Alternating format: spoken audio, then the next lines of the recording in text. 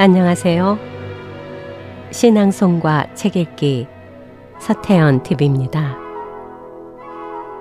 오늘은 1905년 코바디스로 노벨 문학상을 수상한 작가 헨리크 시엔키에비치의 단편 소설 등대지기를 읽어드리겠습니다. 등대지기는 어니스트 해밍웨이의 명작 노인과 바다의 모티브가 되었다고 하죠. 그럼 구독과 좋아요 꼭 잊지 마시고 함께 감상해 보시기 바랍니다. 작가에 대하여 헨리크 시엔키에비치 1846년 출생, 1916년 사망. 폴란드의 소설가, 폴란드 포돌리아 출생, 바르샤바 대학에서 문학, 역사, 철학을 공부했다.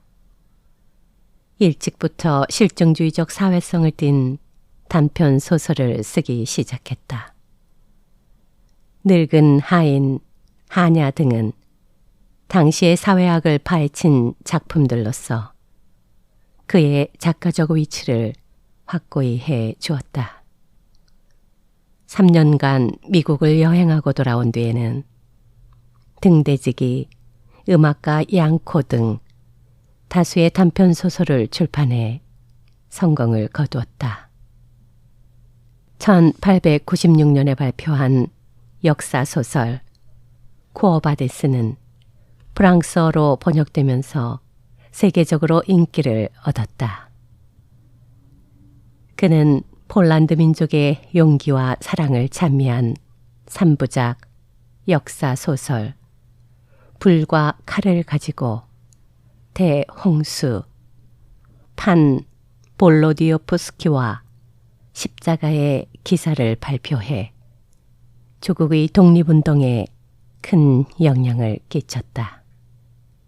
1905년 노벨 문학상을 수상했으며 제1차 세계대전 때 문필 활동을 접고 적십자 운동에 헌신하던 중 작고했다.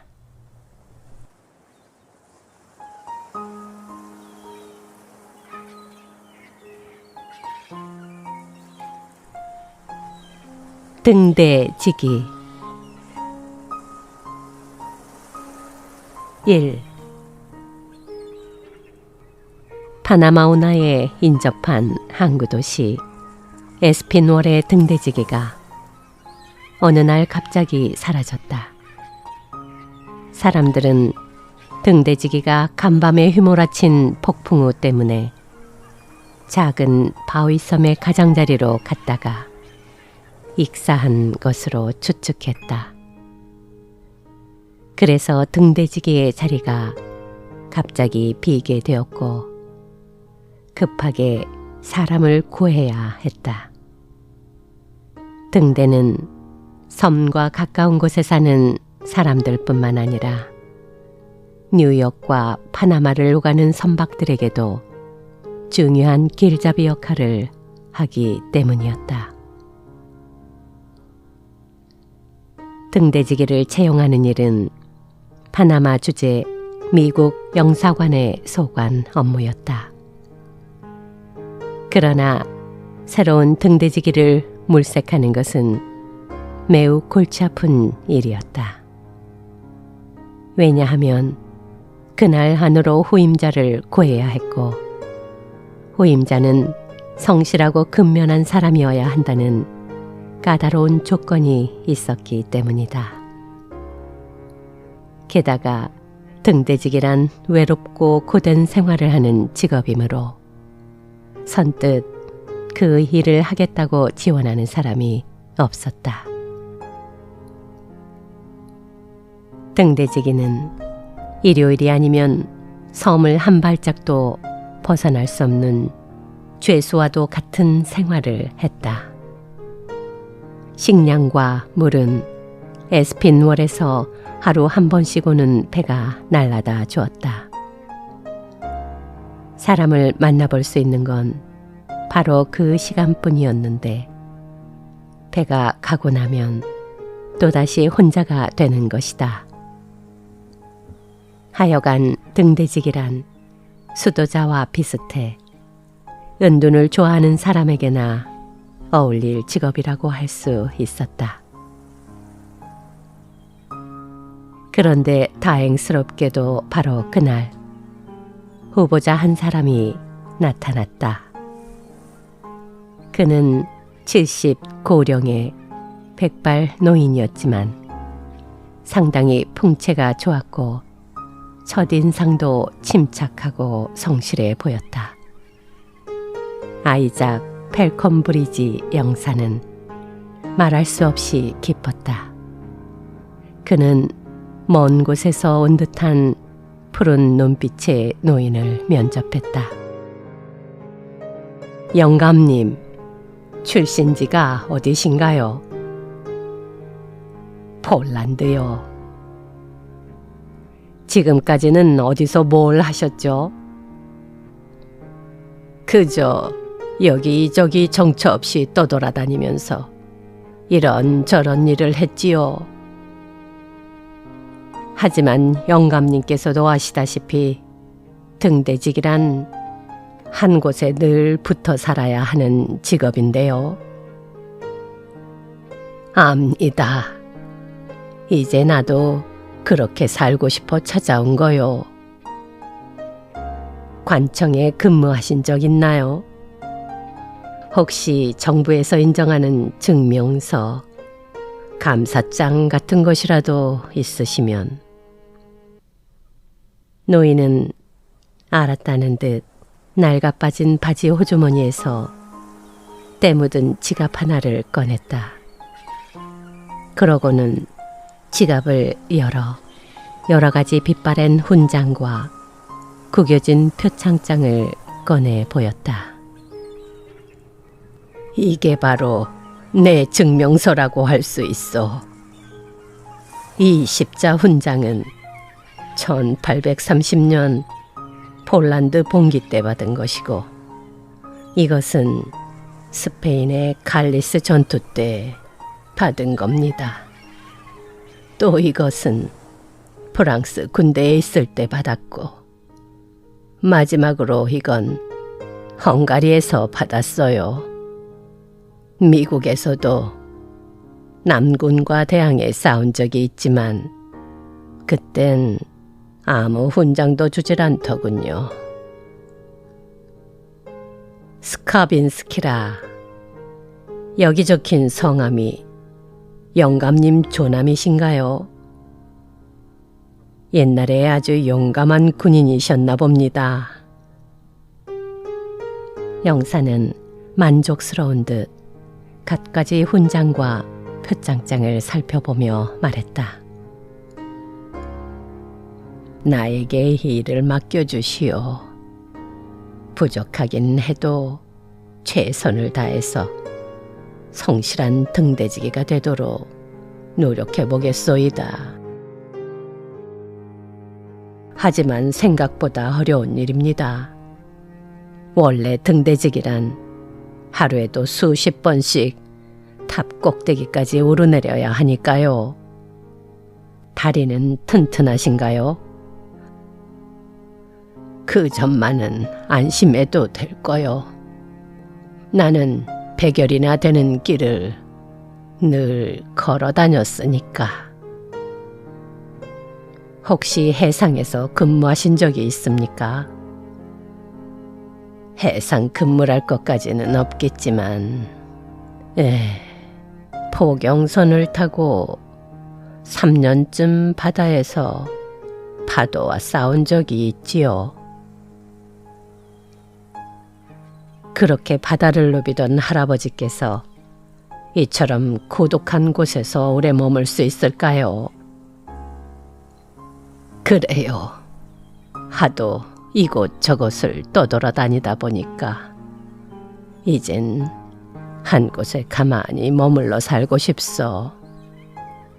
영사님, 부탁드리오. 난 어딘가에 정박하지 못하면 곧 침몰하고 말 배와 같소이다. 하느님께 맹세코 열심히 일을 하겠소.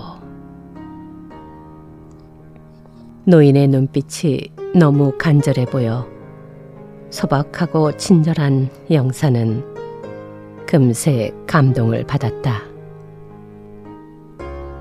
좋습니다. 그러시면 오늘부터 등대지기 일을 맡아 수고를 해 주십시오. 그러나 한 가지 조건이 있습니다. 말씀해 보시오. 만약 영감님께서 직무를 게을리하신다면 그땐 곧 면직 처분이 내려질 겁니다. 그거야 당연한 일이지요. 노인의 주름진 얼굴에는 새로 얻은 직업에 대한 만족스러움이 파도처럼 번지고 있었다. 그날 밤부터 사람 하나 없는 외로운 섬의 등대에서는 스카빈스키 노인이 켜놓은 등대불이 칠흑 같은 바다를 밝게 비추기 시작했다. 노인은 망대에 올라가 바다를 굽어보며 지난 날들을 하나하나 되짚었다. 그는 대륙에서 일어난 전투에 4번이나 참전했으며 그 후에는 여러 곳을 떠돌며 온갖 일을 다 해보았다. 성실하고 정직했던 그는 많은 돈을 벌었고 사람들에게 인정도 받았다. 그러나 번번이 빈 털터리가 되곤 했다. 캘리포니아 주에서 농장을 했을 때는 가뭄이 들어 실패했고 브라질에서 무역할 때는 배가 아마존에서 침몰했다. 그때 그는 장비 하나 없이 야생의 열매를 따먹고 맹수들에게 쫓기며 수주일 동안 밀림을 헤매었다. 아칸소 주에서는 대장간을 차렸지만 화재로 모든 것을 잃었다. 그러고 나서는 로키 산맥을 지나던 중 인디언에게 잡혔다가 사냥꾼에게 구출되는 일을 겪기도 했다. 그는 바이아 주와 보르도를 오가는 배의 선원으로 일하다 포경선을 타고 먼 바다까지 나갔었다. 그러나 그가 타는 배들은 모두 난파당하고 말았다. 아바나에서 담배 공장을 할 때는 그가 열병을 앓는 사이 동업자가 사기를 치고 잠적했다. 그러고는 마침내 에스핀월에 이르렀다. 이곳은 그의 불운한 인생의 종착지가 될 것이다. 이 무인 고도, 육지와 멀리 떨어져 있는 사람이 살지 않는 외딴 섬에까지 어떤 불행이 찾아오겠는가. 스카빈스키 노인은 한동안 자신의 운명을 비관하며 미치광이처럼 날뛰기도 했다. 엄청난 불행의 그림자가 그를 따라다니며 그의 앞길을 막거나 발을 걸어 넘어뜨리는 것만 같았던 것이다. 누구라도 역경에 계속 빠지다 보면 쉽게 좌절하고 자포자기하게 될 것이다. 그러나 스카빈스키 노인은 인내와 성실함으로 모든 어려움을 잘 극복해 나갔다.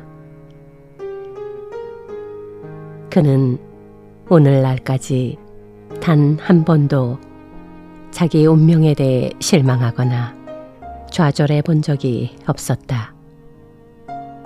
실패를 거듭하더라도 그는 언제나 자신감만은 잃지 않았다.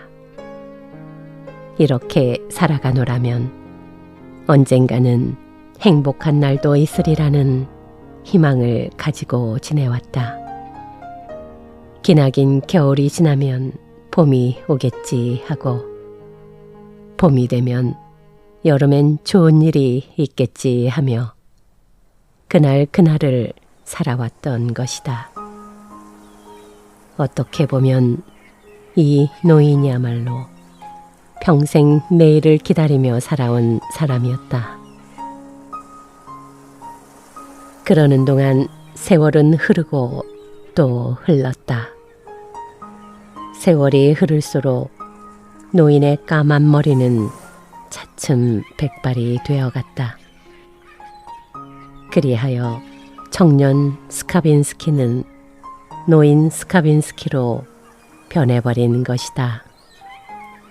그렇게 건강하던 그도 이제는 기력이 쇠진해지고 눈마저 어두워졌다.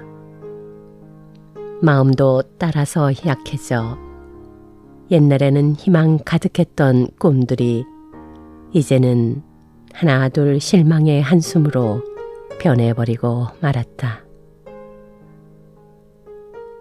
그러나 날이 갈수록 그를 더욱 괴롭히는 것은 떠나온 고향에 대한 불붙는 향수였다.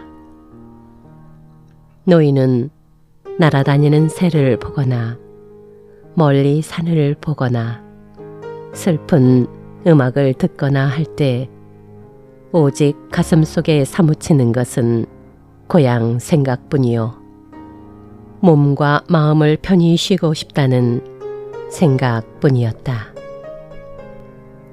그것 말고는 아무런 욕망도 없었다. 노인의 가장 큰 소망은 한 곳에 조용히 정착하여 말없이 살아가면서 죽을 날만을 기다리는 것이었다. 바로 이것이 그가 남들이 다 싫어하는 등대지기에 만족하며 행복한 나날을 보낼 수 있는 이유였다.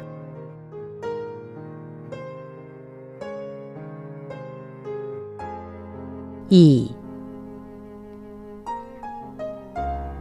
많은 시간이 흐르고 많은 날들이 지나갔다.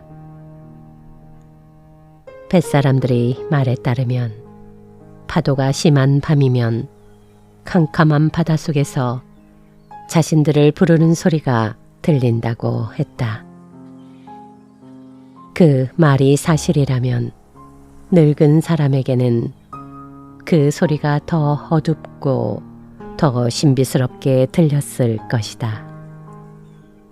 그리고 인생살이에 지치면 지친 사람일수록 그 소리는 더 반갑게 들릴 것이다. 벼랑에 우뚝 선 등대는 스카빈스키 노인에겐 무덤이나 다를 바 없었다. 사실 이 세상에서 등대직이란 직업만큼 고독하고 외로운 직업도 없다. 날마다 막막하게 넓고 푸른 바다만 바라보며 살아야 하기 때문이다. 어제와 오늘이 언제나 똑같이 반복되는 고독한 생활 속에서 단 한 가지 변하는 것이 있다면 날씨뿐이었다. 그러나 스카빈스키 노인은 이렇게 단순하고 외로운 생활 속에서 전에는 느껴볼 수 없었던 벅찬 행복감을 맛보고 있었다. 스카빈스키 노인의 일과는 대략 이러했다. 새벽이면 일어나 아침 식사를 하고 망대에 앉아 먼 바다를 바라보는 것이다. 그는 눈앞에 전개되는 대자연의 경치 앞에 아무런 불평도 하지 않았고 실증도 내지 않았다.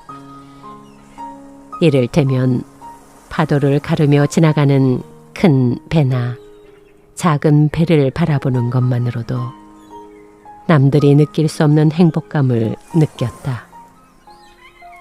배들은 드넓은 하늘을 배경으로 햇빛을 받아 밝게 빛났고 멀리 보이는 마을과 항구는 작은 새의 둥지들처럼 예쁘고 평화로워 보였다. 오후에는 낮잠을 잤다. 그때쯤이면 갈매기도 바위 틈으로 숨고 바다도 소리를 죽이고 편하게 들어 누웠다. 햇빛은 절벽과 모래사장으로 쏟아져 내렸다. 노인은 더할 나위 없는 달콤함 속에 완전한 안식을 느꼈다. 노인은 이러한 행복이 꿈이라면 깨어나지 않기를 바랐다. 그는 새로운 운명에 쉽게 적응했고 점차 믿음과 자신감을 갖게 되었다. 사람도 가엾은 사람을 보면 돌봐주는데 하물며 하느님이 왜 당신의 창조물인 인간을 도와주시지 않겠는가? 시간이 지날수록 노인의 믿음은 더 확실해졌다. 노인은 등대와 절벽과 모래사장과 고독에 익숙해져 갔다. 그는 등대 생활이 좋아졌고 바위 섬도 사랑하게 되었다. 저녁 무렵이면 섬으로 모여드는 갈매기와도 친해졌다. 노인은 먹다 남은 밥 찌꺼기를 을의 새들에게 던져 주었다. 갈매기와 다른 새들도 노인을 겁내지 않았다. 노인이 먹이통을 들고 나오면 갈매기들은 노인 곁으로 까맣게 모여들었다. 비록 말 동무는 없어도 그는 자연과 더불어 그 속에서 모든 말을 할 수 있는 즐거움을 발견할 수 있었다. 스카빈스키 노인이 섬에서 육지로 나올 수 있는 것은 일요일에 2~3시간 뿐이었다.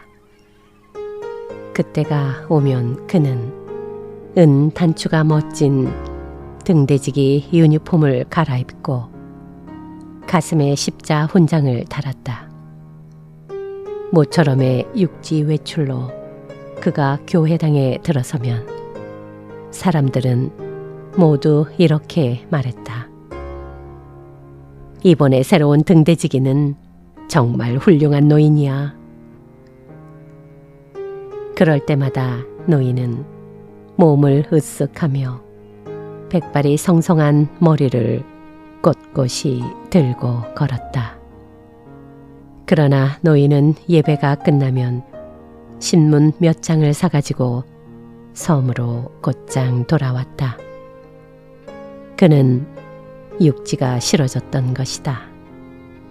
그가 신문을 사보는 데는 몇 가지 이유가 있었는데 그의 고향인 유럽 소식을 알아보려는 것이 가장 큰 이유였다. 비록 고향 땅과는 수만리 떨어져 있지만 늙고 외로운 마음 속에서도 고향 생각만은 항상 떠나지 않았다. 섬에는 수주일에 한 번씩 연락선이 왔다. 연락선은 노인이 쓸 일용품과 물을 싣고 온다. 노인은 그때마다 연락선의 존슨이라는 사람과 곧잘 이야기를 나누었다.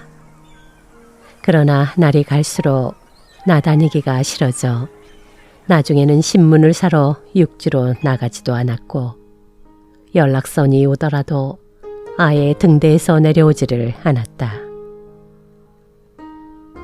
그리하여 마침내는 그 누구도 등대지기를 볼 수가 없게 되었다. 노인이 죽지 않고 살아있다는 증거는 섬까지 날라다 준 음식이 없어진다는 것과 등대불이 밤마다 환하게 비치고 있다는 것 뿐이었다. 스카빈스키는 확실히 세상 일에 무관심해졌다. 그러나 그것은 그의 향수 때문만은 아니었다. 이제 그는 고향 생각마저 단념해 버렸다. 노인의 세계는 작은 바위 섬에서 시작해 작은 섬에서 끝나는 것이 고작이었다.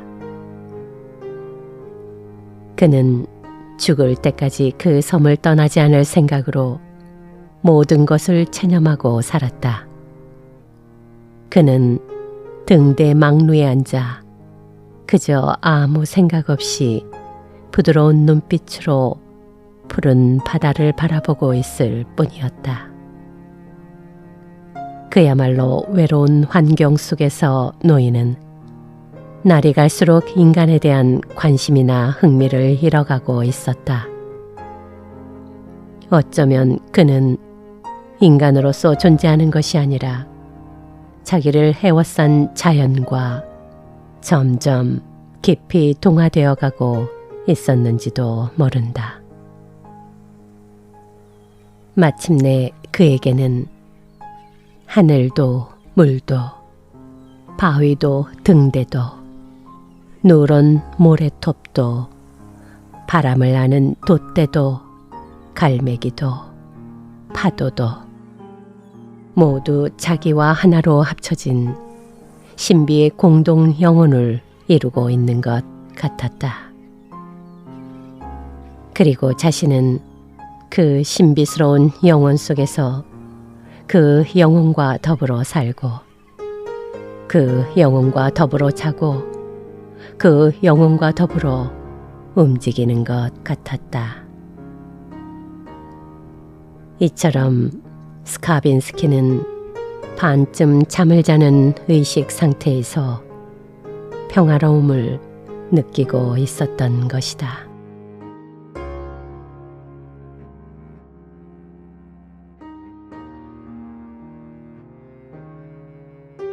3. 그러나 이러한 상태는 곧 깨어지고 말았다. 어느 날 식량을 실은 연락선이 바위섬을 다녀간 뒤 한두 시간쯤 지나 스카빈스키 노인은 물건을 가지러 바닷가로 내려갔다. 그날 운반된 물건들 속에는 색다른 꾸러미 하나가 들어 있었다. 소포에는 미국 소인이 찍혀 있었으며 겉봉에는 스카빈스키 씨 귀하라는 글자가 쓰여 있었다. 노인은 호기심에 가득 차 소포 꾸러미를 풀었다. 그 안에서는 책 한 권이 나왔다. 그는 앞뒤로 책을 살펴보다가 첫 장을 펼쳤다. 갑자기 그의 손이 떨리기 시작했다. 그는 마치 꿈을 꾸고 있는 것 같았다. 왜냐하면 그 책은 바로 노인의 조국인 폴란드 책이었던 것이다. 이런 고마울 때가. 한데 누가 이 책을 보내주었을까? 노인은 한참 동안 발신인의 정체에 대해 생각해 보았다. 마침내 생각이 났다. 노인은 등대지기로 취직한 지 얼마 안 돼 신문에서 미국 뉴욕에 폴란드 협회가 조직된다는 보도를 본 적이 있었다. 그는 부랴부랴 그가 탄 월급의 절반을 그 협회의 우편으로 기부했다. 그 책들은 바로 그 협회에서 노인에게 고맙다는 감사장과 함께 보내준 것이었다. 분명히 책은 까닭이 있어 붙여온 것이었지만 노인이 그것을 생각해내는 데는 오랜 시간이 걸렸다. 어쨌거나 무인 고도에서 조국의 책을 받아본 것은 얼마나 기적 같은 일인가. 노인은 눈을 지그시 감고 가만히 앉아 있었다. 그러자 아득히 먼 곳에서 노인의 이름을 부르는 소리가 물결에 실려왔다. 노인은 눈을 뜨면 그 소리가 산산이 부서질 것 같아 눈을 감은 채 앉아있기만 했다.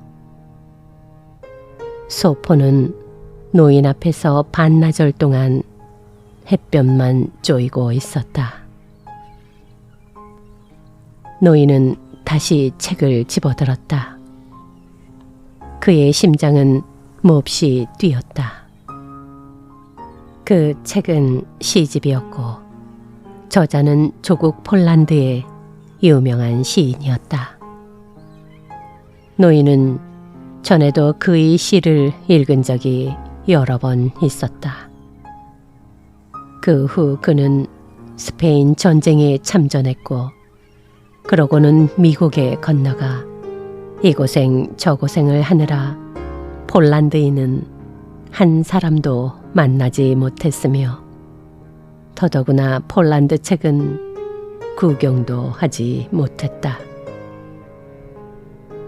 노인은 벅찬 감회와 함께 흥분을 가누지 못한 채 시집을 펼쳐 읽었다. 그러자 그 고요한 섬에서 마치 무슨 엄숙한 일이 생기기라도 할 것 같은 느낌이 들었다. 때는 마침 평화의 정막 속에 하루 해가 저물어가는 석양 무렵이었다. 에스핀월 등대의 커다란 시계가 오후 5시를 쳤다. 하늘은 구름 한 점 없이 맑았고 두서너 마리의 갈매기가 푸른 바다 위를 날고 있었다. 섬 기슭에 부딪히던 파도도 잠시 숨을 돌리는 듯 모든 만물이 쥐 죽은 듯 고요한 순간이 왔다. 노인은 그 시를 잘 이해하려는 듯 천천히 소리 높여 읽기 시작했다. 오, 나의 사랑하는 조국이여. 그대의 거룩한 모습 어찌 황금엔들 비할 수 있겠는가. 그대를 잃어본 자만이 그 소중함을 알 것이니 이제야 비로소 나는 알았네. 내 마음속에 아름다운 그대의 모습을 이제 붓을 들어 찬미의 노래를 쓰노니 그대를 그리워하는 마음 때문이라네. 스카빈스키 노인은 문득 읽기를 멈추었다. 글자가 눈물에 가려 잘 보이지 않았기 때문이다. 가슴 속에서 무엇인가가 산산이 부서져 목이 매도록 울음이 북받치는 것만 같았다. 노인은 한참 동안 눈시울을 닦다가 다시 읽어 내려가기 시작했다. 아, 거룩한 여신. 당신은 나의 거룩한 동포와 아름다운 내 조국 강산을 지켜주소서. 나 그대에게 마음 다하여 바라노니 그 옛날 자비로운 어머니 품속에서 행복에 넘치는 눈짓으로 바라보던 어릴 적 그 옛날 시절로 나를 이끌어 데려가 주소서. 이제 그대의 기적으로 나를 그 영원한 고향 조국의 품으로 돌아갈 수 있도록 도와 주소서. 노인은 흐느껴 울면서 모래사장에 엎드렸다. 치솟는 감정을 더 이상 견뎌내기가 어려웠다. 사랑하는 조국을 떠난 지 40년. 사랑하는 조국의 말을 들어본 지 그 얼마였던가.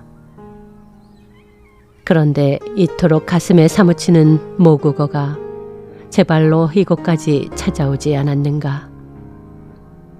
바로 그 모국어가 바다를 건너 무인 고도의 외로운 노인을 찾아온 것이다. 정말 언제 대해도 반갑고 다정한 모국어였다.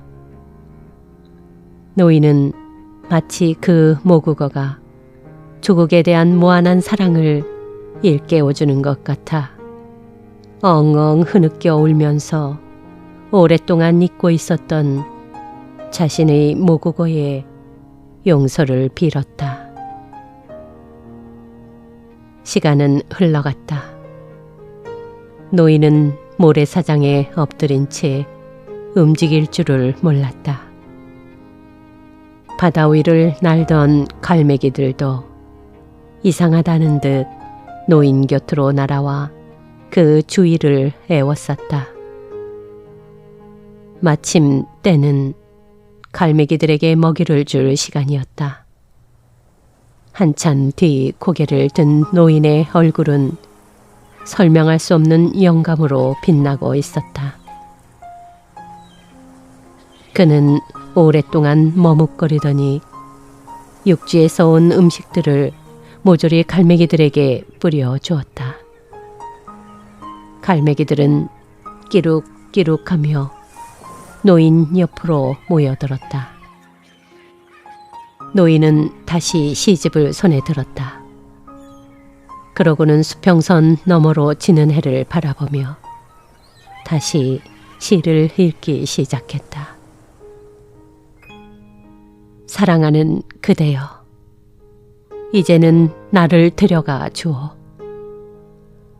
저 우거진 숲을 언덕으로 푸르디 푸른 그때의 초원으로 고향을 그리워하는 나의 영혼을.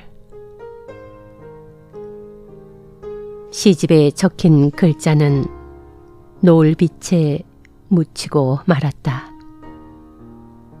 노인은 바위에 머리를 기댄 채 조용히 눈을 감았다.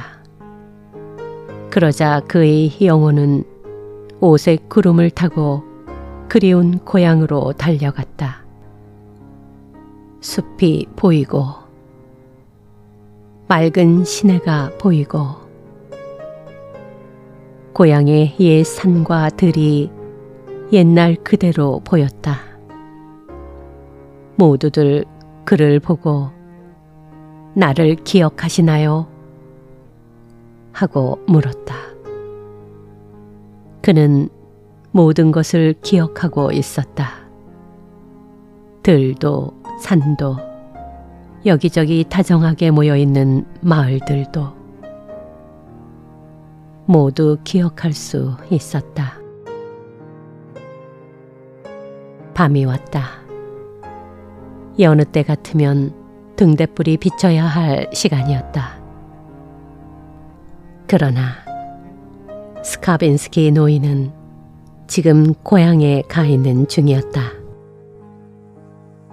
그는 두 눈을 감은 채 고향 꿈을 꾸고 있었다. 그의 머릿속에는 여러 가지 고향 생각이 어지럽게 떠올랐다. 그러나 어머니와 아버지의 모습만은 보이지 않았다. 그는 일찍 부모를 여의었기 때문이다. 그러나 마을의 풍경만은 마치 어제 가본 듯이 선명하게 아른거렸다. 창마다 불빛이 환히 밝아오는 집들, 나지막한 산, 물방앗간, 밤새 들리던 개구리 울음소리. 그는 언젠가 자신이 병사였을 때 고향에서 보초를 서던 일을 회상했다. 그때 고향 마을의 산 밑에 있던 주막이 보였다. 그 주막에서는 아직도 사람이 떠드는 소리와 노랫소리, 고요한 밤의 정적을 허물며 들려왔다. 밤이 깊어갔다. 모든 집들의 창문에 불이 꺼지고 마을은 온통 밤안개로 뒤덮였다. 그 후 얼마나 지났을까? 새벽 먼동이 트기 시작하더니 집집마다 닭의 울음소리가 들려왔다. 이 모든 풍경은 그야말로 폴란드가 아니고는 찾아볼 수 없는 아름다운 새벽 풍경이었다. 정말 아름다운 조국, 그리고 그리움이 사무친 조국이었다.